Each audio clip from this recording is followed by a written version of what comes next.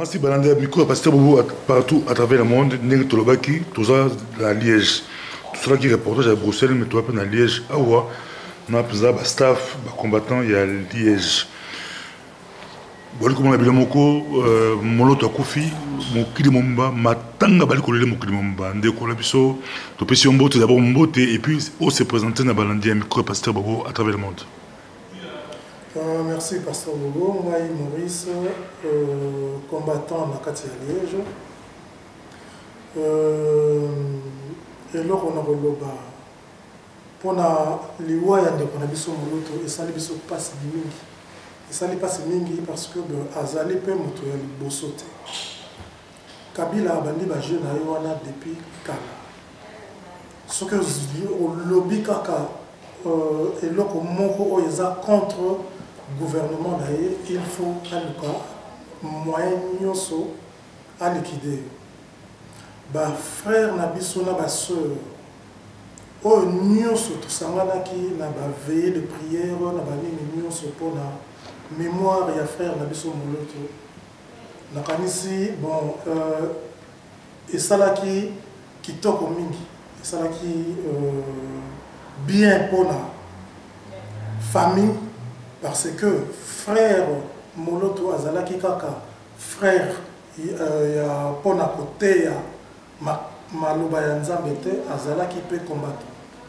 Combattant dans dengue que à mon acquis, peuple bandaki pour souffrir. Un chrétien au moni peuple za pour souffrir au courrier kotika peuple ndengo nate. En tout cas na félicita qui est mingi. Mais là, comme on a ligné avec ta que ça n'arrive pas qu'aux autres.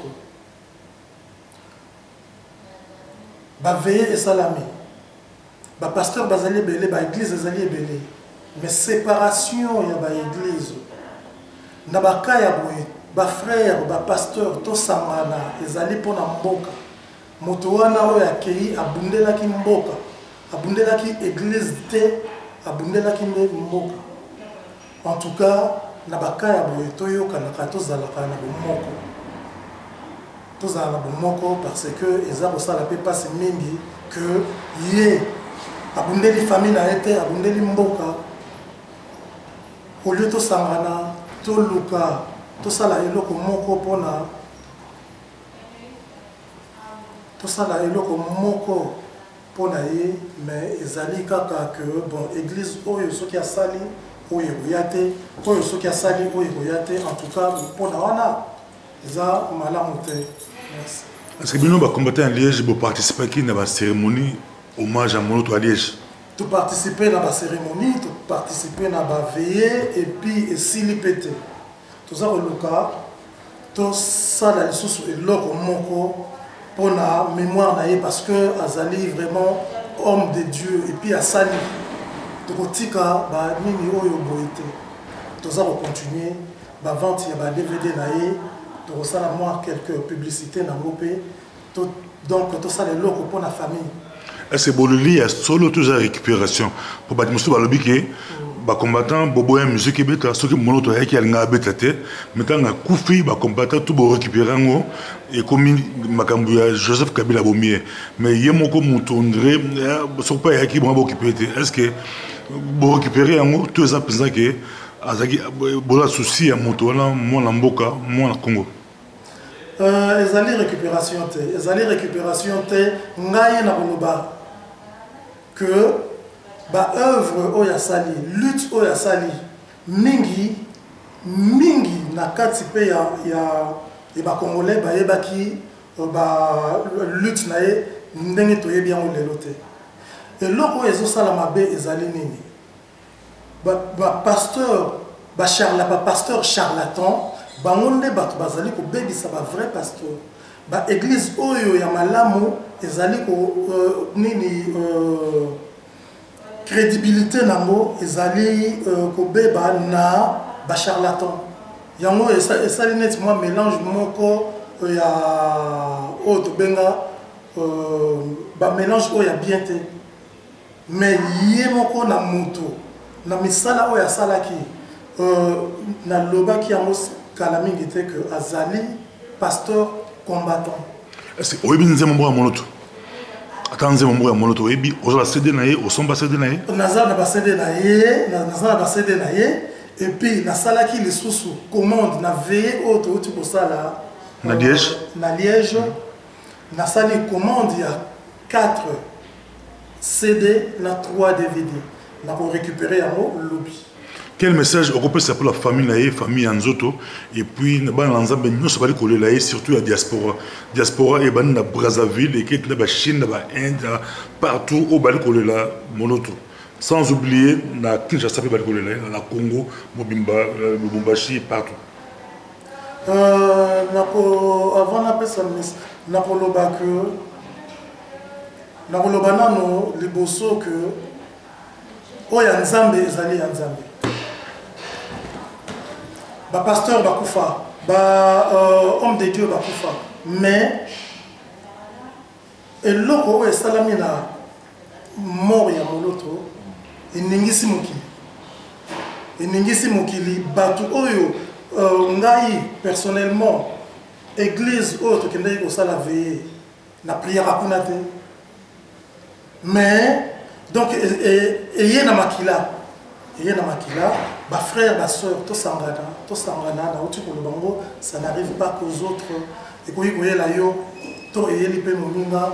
Donc courage mingi na famille ya moloto et nzambe azwaye abombaye na esika ya malamu. Merci. Bana mboka, bana ya Kinshasa, bana ya diaspora. Et là moko oyo toye ko comprendre les années presque et comme nini maman Olive vous moni bien et l'autre il l'équipe place à frère na biso moloto mobali abomi moi si akundi pe na mbongo na ite na mbongo ya mboka donc je moko boye il y a pompier na ba pyromane aye apelisi moto pompier aye abomi donc ba jeu owana abandi yango lelo oyo te abandi na asali eloko oyo asali na shebeya akangi kabila na kingo depuis aboma shebeya ti lelo oyo azalaka lisusu tranquille te ndenge aye lisusu koboma moloto donc suka na ye mpe ekoki Olive bana Kinshasa Olive soki aye na ba jeu na ye aya kobimisa mbongo na matanga moloto bolinga yango te. Merci. Nansi to couture sur la Liège boni ndeko papito to pesi mbo te bali kolanda yo sango ya mawa et toucher diaspora momba Hollandi yango pe oyebi yango liwa ya ndeko na biso Alem Moloto ozwaki yango ndenge nini sango liwa et puis réaction na yo zani. La réaction a pu d'abord pour présenter ma condoléance à la famille, à la chrétien sur le Congo, na combattant Alain Moloto Oti Kokufa. Akufi, prisonnier sont prévenus par empoisonnement, mais la Bible est que l'homme est capable de tuer la chair et non l'esprit. C'est vrai que la chair est morte, mais son esprit, je crois qu'il est assis à la droite de son Seigneur comme il est proclamé. Et puis, naïbi malobane mokabane koloba ntembo naye alobi abenga liwa na Congo ya Pongi. Donc je crois que pour les chrétiens, les croyants, ils ont un passage de la terre au trône de son Père. Ils ont douleur mon corps profond qui a pour perdre leader d'opinion. On va conscientiser le peuple congolais, pour conscientiser masse. Pona liloba ya Nzambe et puis pona mboka. En tout cas, Je crois d'ailleurs que c'est cet aspect militant qui a fait qu'il soit empoisonné. Voilà. Comme leader porte-parole, il y a des combattants, il y a des gens au Kendaki, la cérémonie où il s'est mis à Liège. Mais quand on explique Balandi à micro passer à travers le monde, au Kendaki, la cérémonie où il s'est mis à Liège. Comment Liège va s'organiser? Comment Liège va s'organiser? Le leader de Liège pour la matanga, et comment là, au Kendaki, le pasteur de Liège, le monsieur chrétien à Liège, c'était comment? Je crois que dès qu'il faisait des prières, bon, personnellement, l'ensemble de l'église, mais dès qu'il quand même pour honorer mémoire, il y a frère Wana combattant Alain Moluto. Parce qu'il faisait des prières dans l'église jusqu'à 5 h du matin. Mais vraiment, ils avaient pris mon moment où il y a une douleur, puis il y a ma casse. Mais en ces instants, il est à la droite du Père, à la droite de Dieu. Il est aux côtés de Jésus-Christ et des esprits saints dans la gloire. Et que c'est à nous maintenant de nous préparer, parce qu'il y est déjà à première place. Parce qu'il y a des bisous aussi pour battre un mokili. D'autres gens ont envie, on nous a pas sinon envie de se préparer pour l'endailler et ce qu'il y a.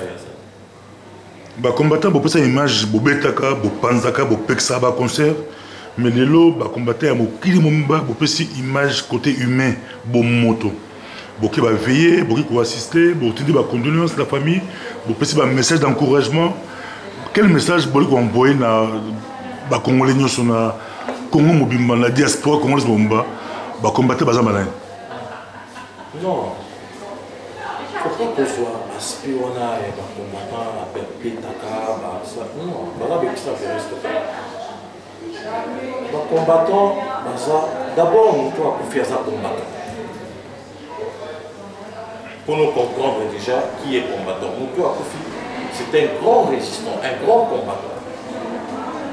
Combattant Azali Moutou Oyo. Au moins, Bissot Osui, à grâce de la possibilité, on a pour tendre un peu à Bajo Moussousou, pour faire dans l'auditoire, au Kabaye, Babimisi Bino, Babimi Bino dans la salle de conférence. Mais nous avons sur l'auditoire, nous avons un deuxième marketing, un deuxième commerce extérieur, un deuxième droit. Nous avons dans la salle de conférence. Nous avons sur l'auditoire. Au moment où nous ici, papa m'a dit polo. Oui, papa n'a pas un combattant, un résistant. Aïe pour nous expliquer, il va résister à la période d'occupation nazie. Donc, combattant, il faut à la fière, il faut à la comment dire, honorer. C'est une mission noble, mon frère. Il n'y a pas plus noble que de se battre pour son pays. Combattant, peut-être, ça peut paraître péjoratif. Mais combattant, ça, non, le combat est noble, le combat est juste, et combattant doit être fier de porter cette lutte. Combattant mieux se faire fier au monde là, et quoi le peuple naïf. Vous comprenez? Et c'est nous comment il y a fier, il y a noblesse. Aux hommes de la clanté, aux hommes de la intérêt privé, aux hommes de la et là, comme particularité, aux autres de la nation, école, mon frère, plus noble que ça, il n'y a pas. Il y a un monde, intellectuel, médecin, professeur d'université, avocat, échafaudage, balayeur. Ensemble, il y a la classe sociale, la diaspora congolaise, m'a commis, m'a combattant. C'est une fierté. Il ne faut pas qu'on étiqueter ou bien qu'on stigmatiser le combattant, réduire le combattant juste à la violence ou aux insultes ou non, c'est pas ça, c'est pas ça. Toujours moi Alain Moloto, non si vous êtes leader d'opinion, vous appelez leader Nakati à Liège ou leader élu démocratiquement. Pour vous aller porte-parole, il y a des combattants il y a Liège Mobimba. Toujours la Moloto. Non si ils ont à Osamonta de Bosso ou Moko Yabat ou Baleli en même temps partout dans la grande ville il y a Mokili. Bazolo la Congolais, dans Congolais nyonso, bazolo la moto. Et ça la m'a représenté. Bamatanga partout. Bamatanga puis ils ont rassemblé communauté Mobimba et non matanga ba groupe. Okolo banini pour na yo Moloto. Okolo banini tango yo moni yango yo pour assister qui au ki ba cérémonie okolo banini. Et là on a kokolo ba. Quelle leçon au tiré? Dieu honore ses serviteurs. Alain Moloto, modèle à l'Elani partout dans le monde, je ne pense pas que Kabila. Je vois beaucoup de fois. Naba Oyo va empoisonner, ça sera le cas. Dieu honore son serviteur. Dieu honore même le cadavre de son serviteur. Parce que les cadavres ne sont toujours honorés, c'est quoi? La prière ou un rassemblement, c'est ça le minimum. Voilà. Est-ce que vous avez cédé na yip na au moment cédé na yé to au lié par récupération to au lié puis à solo que azamuto penza au ibanzembo na yé au yokape banzembo na yé. Mais moi je l'ai connu. Je l'ai connu quand il était à ses débuts à Binzaïpen à l'époque dans Bandaka Radio Moko, Radio Sangomalam. Et dans Radio Sangomalam, on a ma prière matinale parce que moi je suis de l'IPEN. J'ai été à la jeunesse de l'église La Borne. C'est là que j'ai été formé. Je suis allé à l'école, mais puis je suis allé à la jeunesse. Donc je l'ai connu dans le moment là, qui n'a pas ma prière matinale. Moi je crois de 6h à 6h30 dans la radio à ce moment-là. Là vraiment, tant que Bandaki, 2 ou 3, 2 garçons et une fille, il y a un Moloto Pazalaki. Bandaki pour entonner ma cantique dans la radio à ce moment-là, pour prière matinale. Moi je suivais ça tout le matin. Et comme il participait, il arrivait aussi qu'il participe dans une église où on a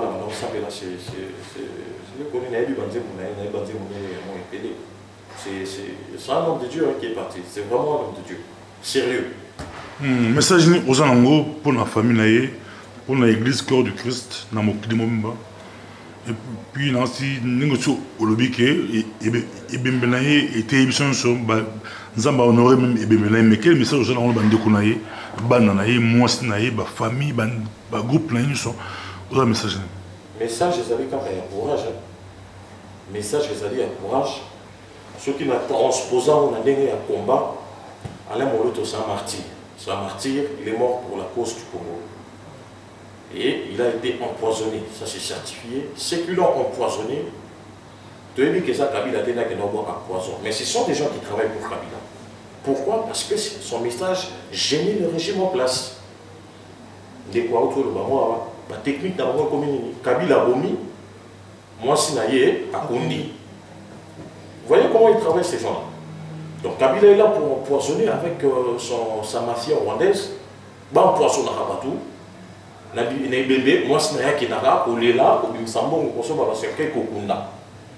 et puis peuple local a fait Boti, peuple a ouais, maman, nani, maman, voilà. Mais ça c'est ça, le courage de la famille naïe. Aloba Moyemoko, que Yesu a béni l'Iwa, na Pombo ya Pongi. Donc, si je me mets dans la peau de chrétien, il n'est pas mort, il est juste en repos éternel, auprès du Dieu éternel, du Dieu tout-puissant. Et à côté de son frère Jésus-Christ. Merci, tokangi kaka liloba ya suka ndenge olobi wana alali na pembe na ndeko na ye Yesu Masiya mwana Nzambe. Donc micro ya pasteur Bobo oui, micro ya pasteur Bobo à travers le monde. Là c'est l'apôtre Paul dit que bao balali ils a pongi moko et ba kufiti me balali, mais au son de la trompette ba ko sait quoi peut-être aux la bango un jour bikolo to kozala esengwa libela.